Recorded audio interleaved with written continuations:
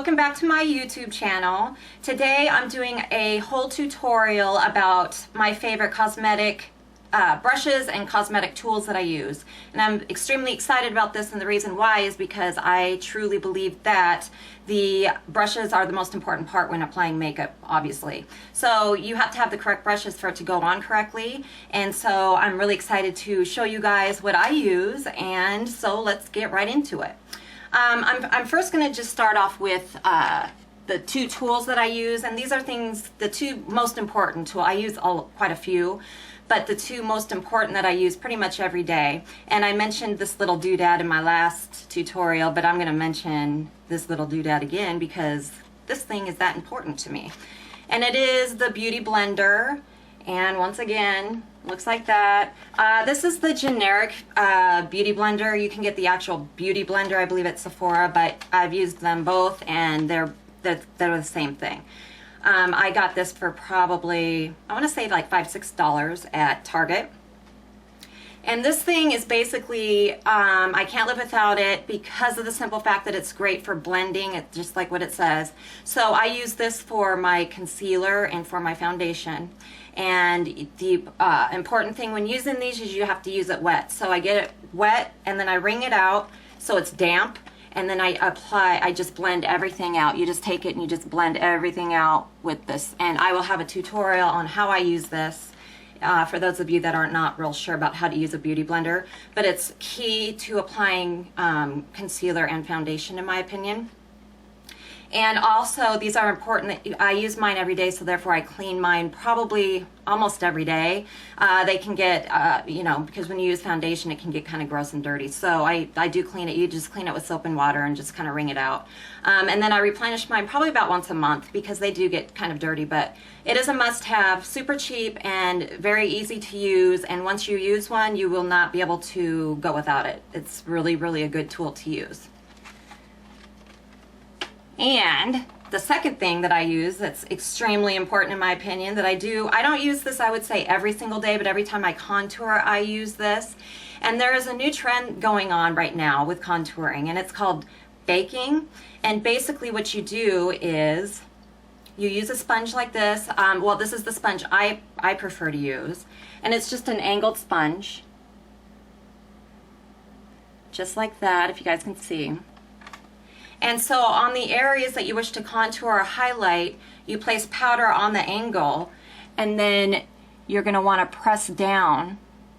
And you can kind of see where I've already applied the contour and the highlight. And you just let the powder sit on your face.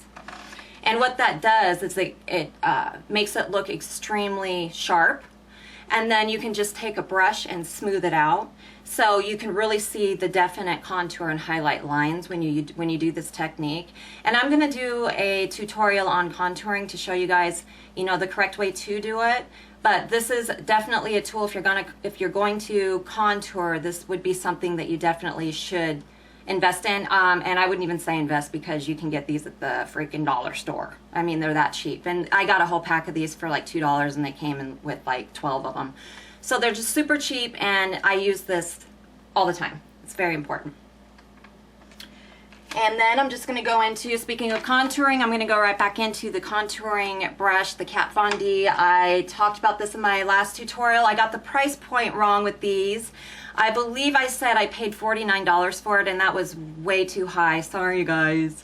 Mistakes happen when doing this shit. So, I believe I paid, I think it was $35 for this, and it is so worth the money. And the reason being, you guys, one MAC brush can cost that. A lot of times it's more than that. And you get two sides with this. So this is the highlighting side here, like I said before, and this is the contouring side. And I'm sorry if I'm repeating myself, but this is the brush tutorial. So I know I mentioned this brush in my last tutorial, but I'm going to go ahead because it's that important to me. I don't mind bringing it up again. And again, this side is for the highlighting side.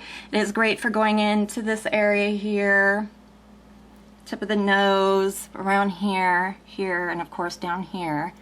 And then this is the contouring side, which is the darker parts of the face that you want shadowing. So the highlighting side is always the parts that you want to bring the human eye towards. So those are the parts that people are going to see first. The contouring side are the darker parts. So the parts that you want kind of shaded, that's the contouring side. So here and here. And this brush is freaking amazing, you guys. She did such a good job. I love all of her products. I can't say enough about them. Contour Brush Kat Von D. And then every girl needs a good foundation brush. Now, I have a ton of makeup artists that use stippling brushes when applying foundation. This is just my go-to brush right now. I use different techniques, but for right now I'm just using a general foundation brush. And this one is the Sigma foundation brush in the F60. This is what it looks like. Sorry if my brushes are dirty, I just used them. Sorry guys. And I will have a tutorial on how I clean all of my brushes too as well. And when using this brush, basically you just want to slowly, it's basically a painting brush. So you apply your foundation on your hand, just like a little sample part, but you know, just put it on the palm of your hand. You dip your foundation brush in it, and you slowly just basically paint it on. You just paint on the foundation. I use my foundation all over my face, so I literally put it on everywhere. And then after I use this brush, that's when I go in and use the Beauty Blender. So after I'm done painting on my foundation with my foundation brush, that's when I let the foundation sit a little bit, get my Beauty Blender wet, and that's when I start blending in my foundation. So that's how I do that. So that's a very important brush to me. That's the one that I tend to use often. And then I use, now this brush here is a large powder brush. This is the, sorry you guys, I'm reading notes because the numbers sometimes rub off on here and I want to give you guys the correct information.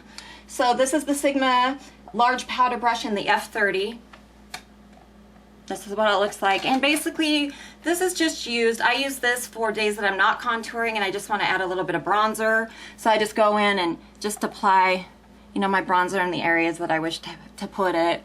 Definitely down here in the chin area because I got a little double chin action, so what?